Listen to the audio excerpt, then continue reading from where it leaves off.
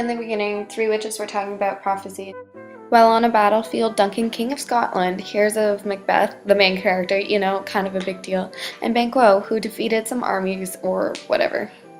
When traveling, the two came upon these three creepy witch ladies, and Macbeth was told he will be the Thane of Cawdor and eventually king. Banquo was like, what the heck, what about me? And he was told he wouldn't be king, but his children would be kings. Macbeth then became the Thane of Cawdor to replace the one that kinda, betrayed Duncan. So, second prophecy is now true.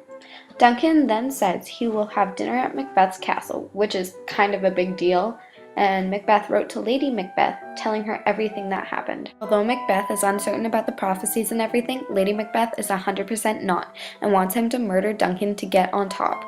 Then she will be queen. So when Macbeth comes home, she persuades him to kill Duncan that night when he is sleeping.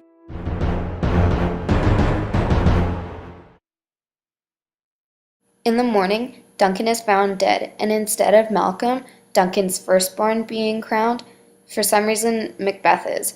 But before the coronation, Duncan's sons, Malcolm and Donalbain, flee to England and Ireland, fearing that whoever killed Duncan would want them dead too. Macduff also leaves because he's suspicious and goes home. Because of Banquo's prophecy, where his kids will become kings, Macbeth gets people to murder Banquo and Banquo's son Fleance, but Fleance gets away. When Macbeth finds out, he becomes very upset and remains insecure in his power. That evening, Banquo's ghost haunts Macbeth at a very important feast, which freaks out Macbeth, who freaks out all his guests, which makes Lady Macbeth freak out at Macbeth, and everyone's freaking out, and oh my goodness, and the guests leave. He goes to visit the witches, and they show him further prophecies. He must be careful of Macduff, who did not attend his coronation and doesn't trust him.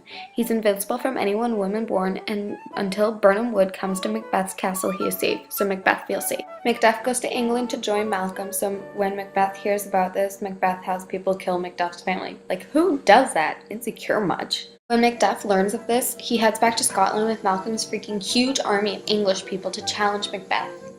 While all of this is going on, Lady Macbeth starts to go mad with grief, and before Macbeth's opponents come, he finds out she's in fact killed herself. But he continues to wait for battle.